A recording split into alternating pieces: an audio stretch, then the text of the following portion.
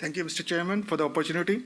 And first, I'd like to acknowledge the contribution of my co-authors in this work and the generous support of the funding agency for funding this work. Nothing to disclose. So this slide basically represents my limited understanding of underactive bladder. And what I understand is basically UAB symptoms are antithesis of OAB symptoms, and detrusor underactivity, which is a urodynamic parameter, is analog of detrusor overactivity, which we see in OAB patient. So my thought was, should analogy in symptoms and urodynamics guide an analogous pharmacological approach for treating underactive bladder?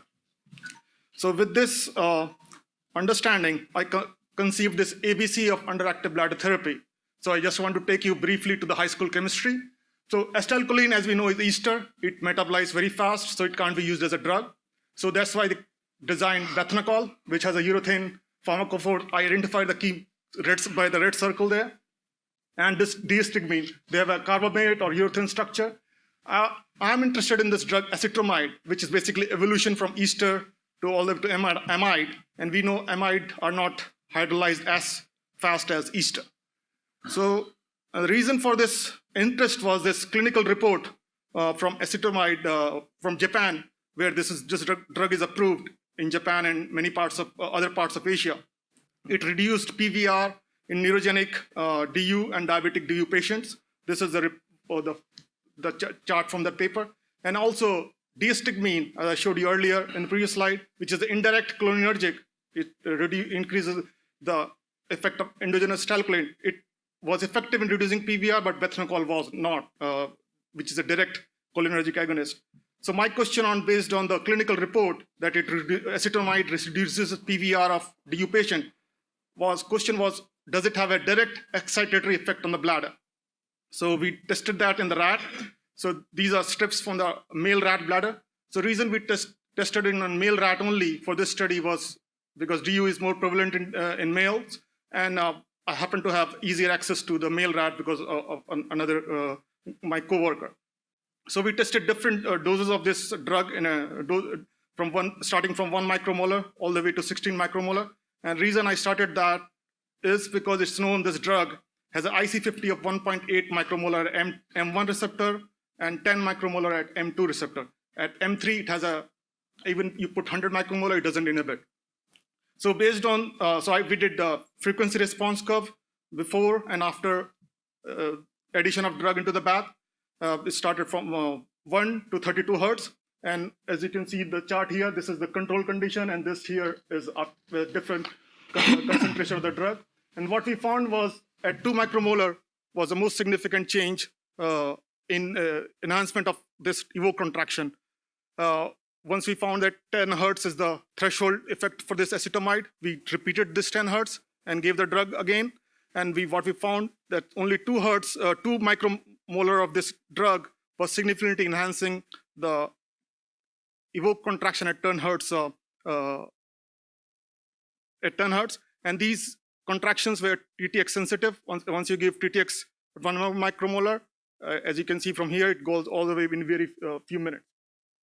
So then we want to test whether it affects carbachol response or not. And we use this concentration 2 micromolar. And as you can see here, the EC50 doesn't change. We looked at the spontaneous contractions of rat bladder.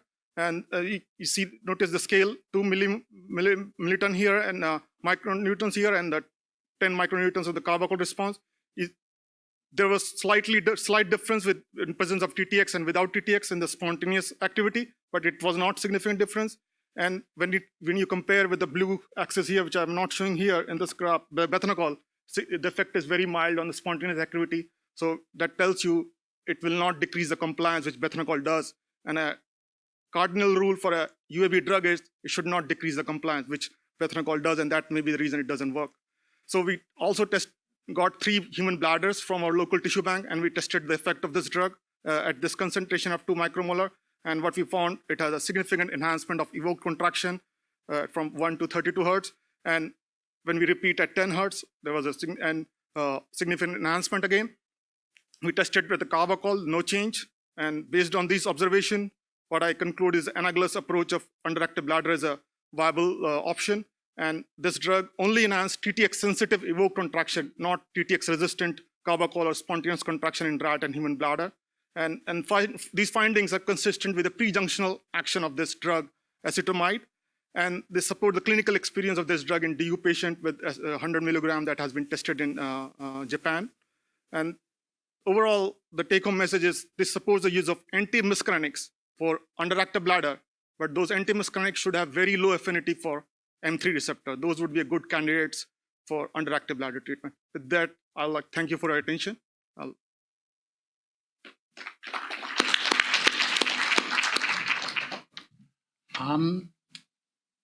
That's very interesting, Thank you. but I'm skeptical. Okay.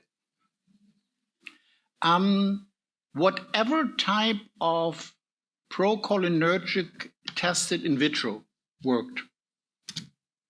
However, we did about 10 years ago a systematic review of all the clinical studies in underactive bladder patients, and to phrase it mildly, the results were mixed.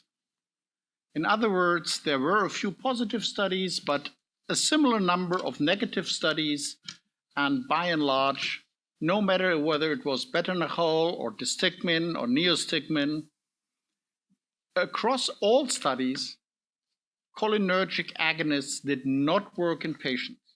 They all worked beautifully in vitro, but in patients, none of them consistently was effective. So what makes you hope that this approach will work in vivo in patients? So I think the key word you mentioned there was 10 years ago. Yeah, but these studies still exist. No, the reason I say that is because acetamide has been recently tested. It was not included in our analysis at the time, but if all the other drugs basically failed in patients, I'm not excluding something else coming up works. It's just I'm getting skeptical. Yeah, so I understand the background for the skepticism. The reason I am hopeful for this drug is we know in overactive bladder you are trying to suppress acetylcholine or block acetylcholine action. This drug releases acetylcholine from based on what I have not measured the acetylcholine, but based on the frequency response curve, that's what I think it's increasing the evoked contraction at 32 hertz significantly, both human and rat bladder. And for any drug to be effective in underactive bladder, it has to improve the evoked contraction, not necessarily the spontaneous contraction. So because all this bethanol increases the spontaneous contraction drastically, which this drug doesn't, very minimal effect. That's why I'm hopeful, because it only works on the evoked contraction, not on the spontaneous contraction. One of the concerns with all the other approaches, other than not really working, was their side effect profile. Yes. And if it works systemically, you have a parasymptomatic, you'll get bradycardia, you get GI problems.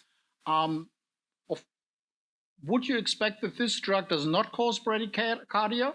No, because this drug is clinically approved in Japan for gastric motility problem, and those side effects are not that well reported that those exist. So that's because clinical experience with drug is available for other condition. So that's another reason for being hopeful about this. Thank you, Mike. Yeah, Mike Ruggieri. Tiago, I didn't see where you proved that this is actually a cholinergic effect of this drug. Were you able to block it with atropine? Maybe I missed that. Yeah, so we can block this with I showed you the data with TTX, but we can block this with. You can block it with atropine, so it is a cholinergic mediated effect. Yes. I'm confused also. Okay, let's an Australian resolve that. Oh, hi, that's just Williams. Did you say at the beginning of the day it's an M1 and M2 agonist? Antagonist. And low activity to M3? M1 and M2 antagonist, and very low affinity for M3. Yeah, I was thinking its effect isn't massive. I was just wondering if M1 will be enhancing transmitter release, M2 will be inhibiting.